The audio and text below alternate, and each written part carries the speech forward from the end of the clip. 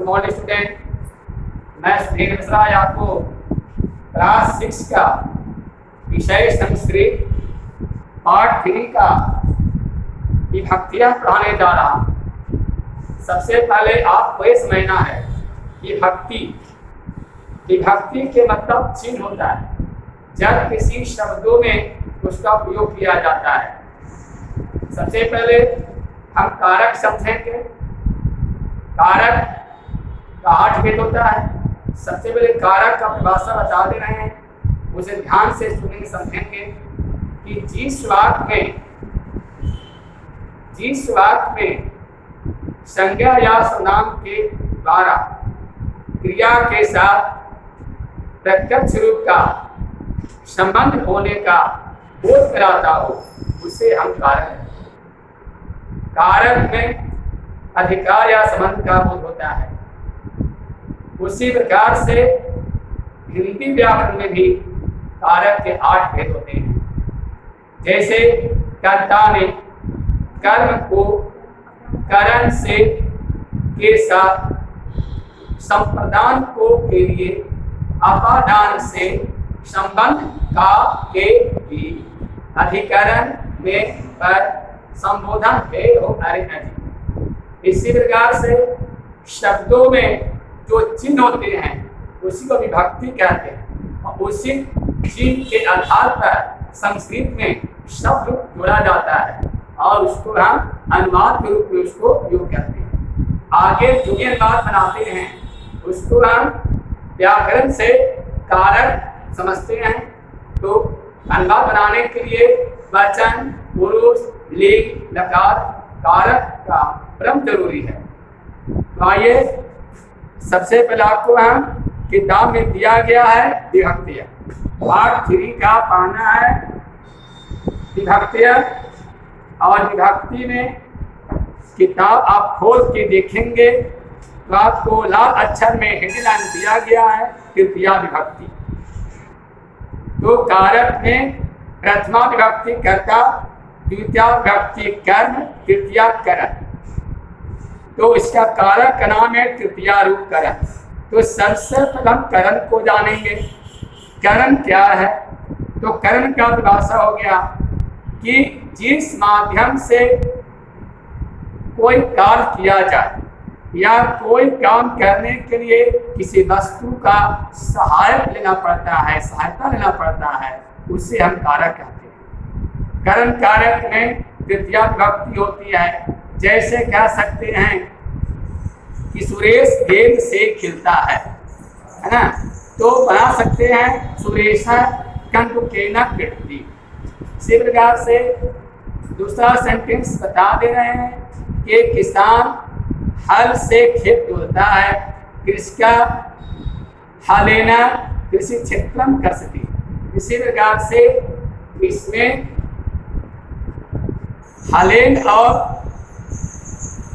हलेन में तृतीया विभक्ति जोड़ा गया। तो आगे हम लोग करण कारक में पढ़ेंगे। सेंटेंस हम जो बोल दे रहे हैं बता रहे हैं, इसे ध्यान से सुनेंगे। इदम क्रीडा क्षेत्रम अस्ति, यह खेल का मैदान है। बालिका पाद कंकेन खेलंती, सभी लड़के फुटबॉल से खेलते हैं। बालिका सहचरय सह क्रीडंती, लड़के मित्रों के साथ खेल रहे हैं। केचित् बालिका वेगेन धावन्ति, कोई लड़के तेजी से दौड़ रहे हैं। अत्र बालिका अपि उत्साहेन क्रीडन्ति, यहाँ लड़कियां अत्र बालिका अपि उत्साहेन क्रीडन्ति, यहाँ लड़कियां भी खुशी से खेल रही हैं। वयं नेत्राभ्याम बालकान पश्यामः, हम लोग आंखों से बच्चों को देख रहे हैं। तो क्या सेंटेंस में हेडलाइन में आपको तृतीया रूप आना है।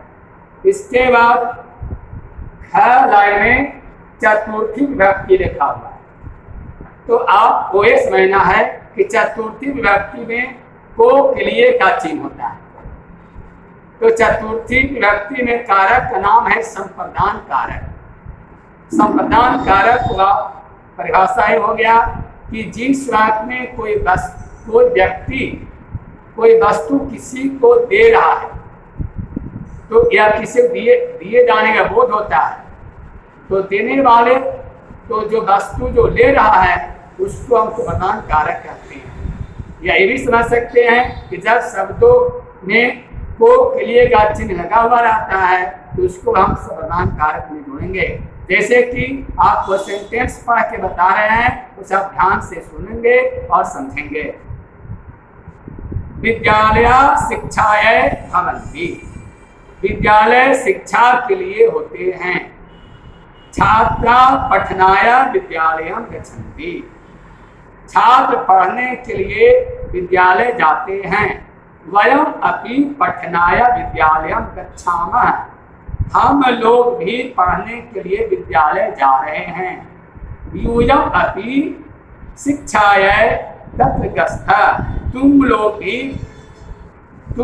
भी शिक्षा के लिए वहाँ पढ़ते हो या शिक्षा के लिए वहाँ जाते हो। ते च ता च शिक्षायै एव विद्यालयं गच्छन्ति, वे और वे सब शिक्षा के लिए ही विद्यालय जाते हैं। सा पुस्तकेभ्यः आपणं गच्छति, वह पुस्तकों के लिए दुकान जाता है। सा पुस्तकेभ्यः आपणं गच्छति, वह पुस्तकों के लिए दुकान जाती है। तथा नेत्राभ्याम अंजनं च आनयति, वह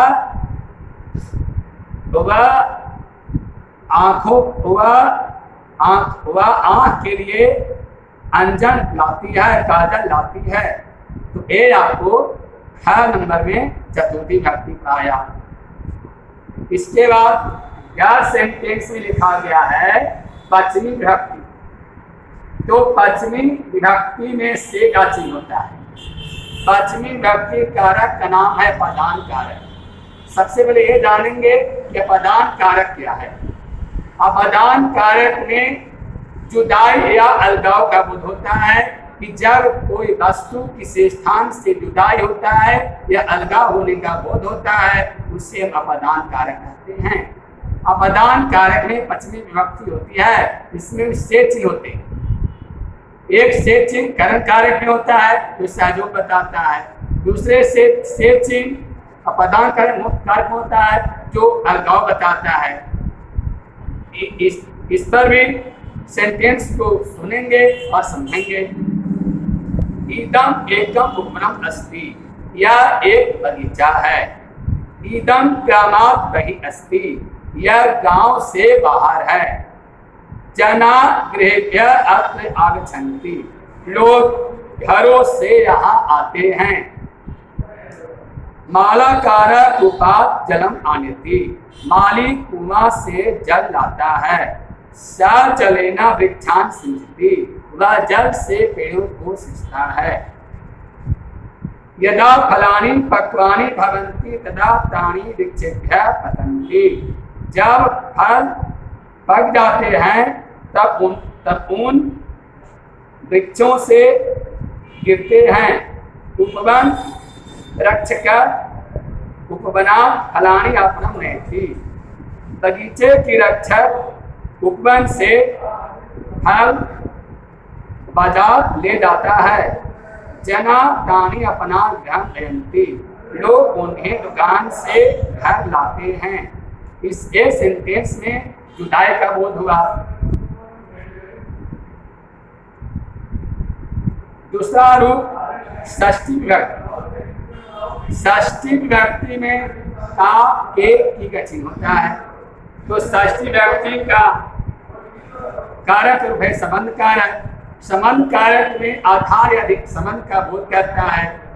इसके पहचान ऐसे करेंगे, आसान तरीका बता रहे हैं कि जब कोई वाक्य में शब्दों के बीच में का के की का चिन्ह लगा हुआ रहता है या रारे का चिन्ह लगा हुआ रहता है तो उसको हम संबंध कारक में जोड़ेंगे या उसको षष्ठी रूप में जोड़ेंगे।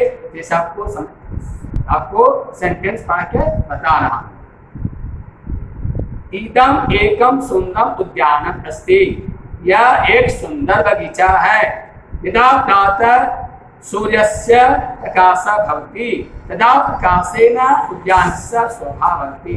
जब प्रातः सूर्य का प्रकाश फैलता है तब प्रकाश से उद्यान की शोभा बढ़ती है। वायु मंदम मंदम बहती, हवा धीरे धीरे बहती है। पुष्पाणि विकसन्ति, फूल खिलते हैं। पुष्पाणां गंधा प्रसरति, फूलों से गंध निकलता है। भ्रमरा कुसुमानां ऊपरी गुंजन्ति, और फूल के ऊपर गुंजार कर रहे हैं। कोकिला वृक्षाणां ऊपरी गुंजन्ति, कोयल पेड़ों के ऊपर कूदती हैं। गौरवस्य पिता उद्यानं रक्षति, गौरव के पिताजी उद्यान की रक्षा करते हैं।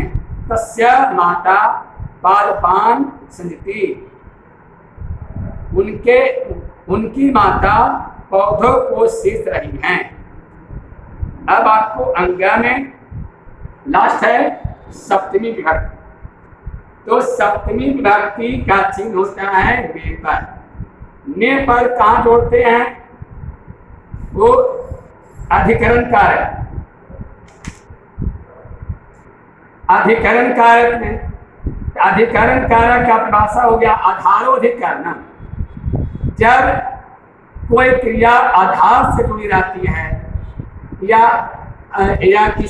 कोई चीज आधार पर निवास हो, उसे अधिकरण कारक कहते हैं। तो सेंटेंस में शब्दों में जब में या पर का चिन्ह लगा हुआ रहता है तो उन शब्दों को सप्तमी रूप में बदल देते हैं। जैसे कि आपको सप्तमी अपदान कारक का रूप पढ़ते हैं, इसको ध्यान से सुनेंगे और समझेंगे।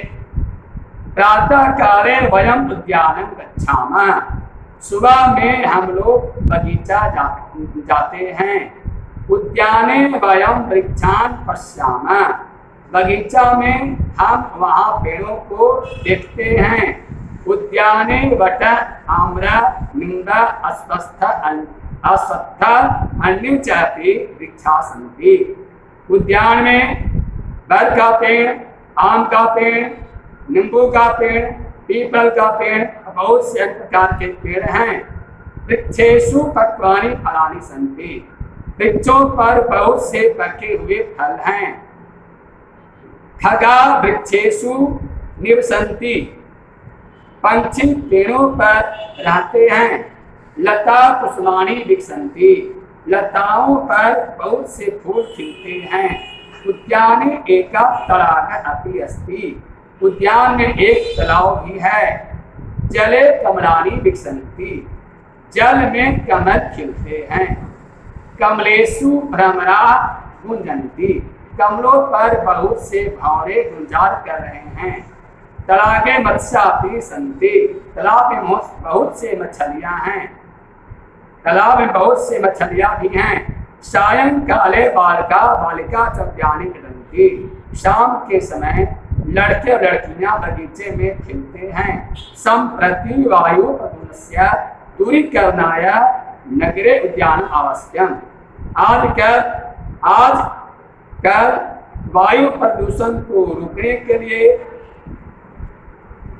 शहर में बगीचे का होना बहुत जरूरी है, या पेड़ पौधा लगाना बहुत जरूरी है कि पेड़ पौधे ही प्रदूषण को रोकते हैं और पर्यावरण को शुद्ध करते हैं।